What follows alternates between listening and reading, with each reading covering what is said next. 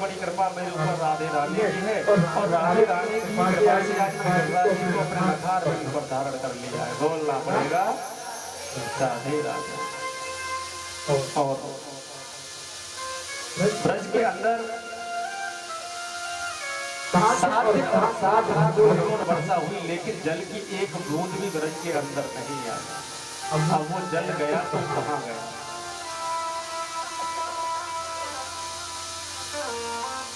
त्रेता में श्री भगवान राम ने रावण का वध किया और सीता माँ को लेकर के अवधपुरी में आए। तो सीता माँ के मन में इच्छा उत्पन्न हुई कि जिस दिन जब से मेरा विवाह हुआ है और आज तक मैंने किसी संत या ब्राह्मण को भोजन नहीं कराया, तो सीता भगवान राम के पास पहुंची और भगवान राम से कहा कि प्रभु मेरे मन में इच्छा है कि मैं किसी संत या ब्राह्मण को भोजन कराऊं। भगवान राम कहने लगे कि सीता तुम नहीं जानती हो, ये संत और ब्राह्मण बहुत ज्यादा खाते हैं। सीता माँ कहने लगी कि आप किसी ऐसे संत या ब्राह्मण को निमंत्रण देना जो बहुत कम खाने वाला हो। और वहीं पर भगवान राम ने अगस्त्य मुनि को याद किया और अगस्त्य मुनि से कहा कि बाबा जनक किशोरी आपको भोजन कराना चाहती है। अगस्त्य मुनि जब अवधपुरी में आए, भगवान राम ने अगस्त्य मुनि का बड़ा स्वागत किया है। और उसके बाद वहीं पर सीता मैया आई। भगवान राम कहने लगे कि सीता तुम बार बार कहती थी किसी संत को या ब्राह्मण को भोजन कराना है, आज संत स्वयं चल करके आए हैं, क्यों ना तुम संत को भोजन करा दो। तो वहीं पर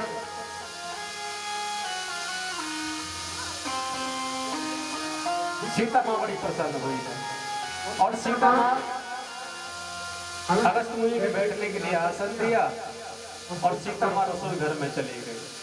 अपने हाथों से सीता माँ ने पकवान बनाए, थाली में परोसा, पकवान थाली में परोसा है, थाली को लेकर के अगस्त्य मुनि के सामने आई। अगस्त्य मुनि देख करके हंसने लगे और कहा कि सीता माँ जो आप भोजन की थाली लेकर के आई हो, ये केवल देखनी है या भोग भी लगाना है? सीता माँ कहने लगी बाबा को देख करके खाना, आप शुरू करो।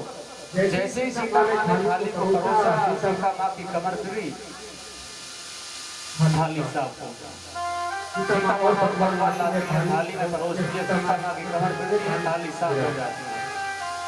और इसी क्रम को चलते चलते चलते चलते 17 दिन और 17 रात हुई।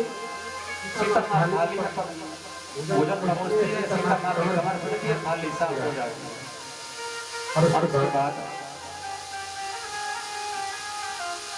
जब 18वां दिन आरंभ हुआ, सीता माँ कहने लगी बाबा शास्त्रों में ऐसा लिखा है कि आधा भोजन हो जाए तो जल पीना चाहिए। अगस्त्य मुनि कहने लगे भैया चिंता न करो, जब आधा भोजन हो जाएगा तो मैं जल पी लूंगा। जब सुना तो माँ कहने लगी अभी तो इनका आधा भी नहीं हुआ है। क्रम चलता रहा और जैसे 20 दिन और 20 रात पूर्ण हुए, 21वां दिन आरंभ हुआ। तो वहीं पर आज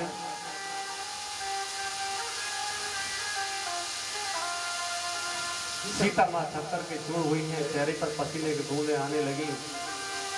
भगवान राम अपने स्थान से खड़े हुए और भगवान राम ने तुलसी का पत्र लिया और तुलसी के पत्र को जब थाली में परोसा है तो बाबा का भोजन पूर्ण हो गया।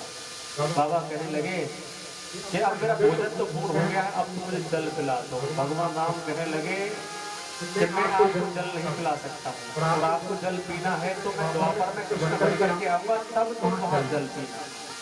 आज मेरे गोविंद ने अगस्त्य मुनि को बुलाया, एक कोने पर बैठे हुए हैं अगस्त्य मुनि और गिरिराज जी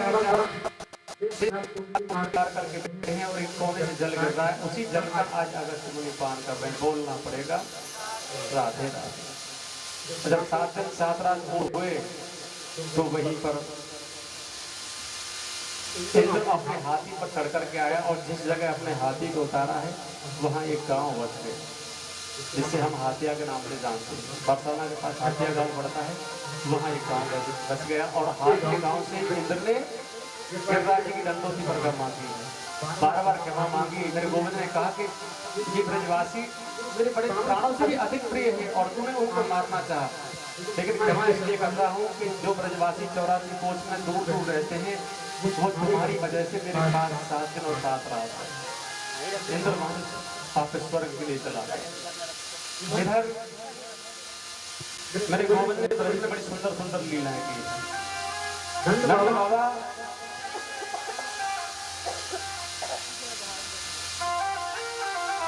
सालगिरह भगवान की सेवा पूजा करते थे। महीने में 2 एकादशी पड़ती हैं, बड़े प्रेम के साथ एकादशी का व्रत करते हैं। एक बार निर्जला एकादशी पड़ी तो नंद बाबा अर्धरात्रि के समय जमुना में स्नान करने के लिए चले गए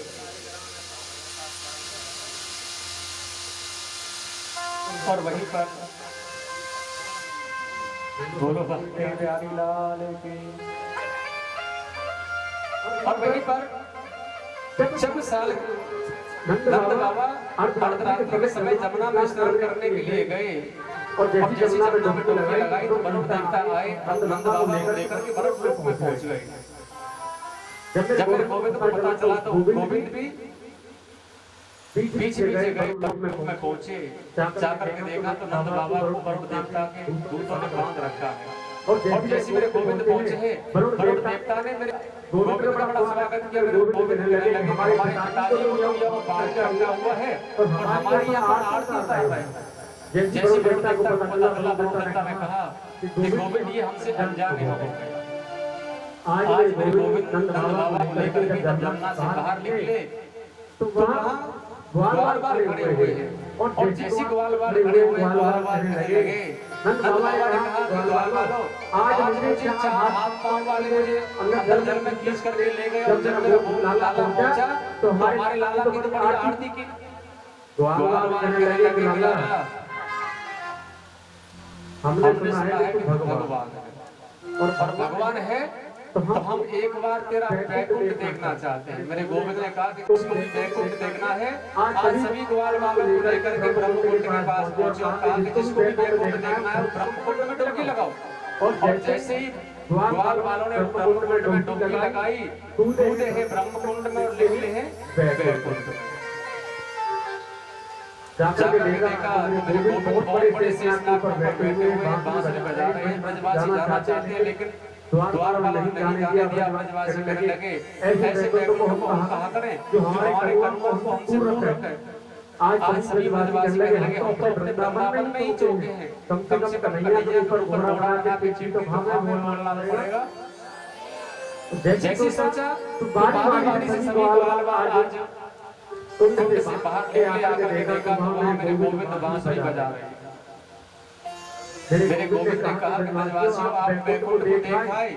ब्रजवासी कहने लगे लाला वैसे तो तेरा बैकुंठ बहुत सुंदर है लेकिन तुम एक बात कहें जो आनंद हमें अब वृंदावन में आयो वो आनंद तेरे बैकुंठ में नहीं आया। अरे यहाँ हम तो घोड़ा बना के तेरी पीठ पे बैठ जाए तेरे संग खेलें कूदें लेकिन वो बैकुंठ तो हम तो सिर्फ बात भी ना कर सके।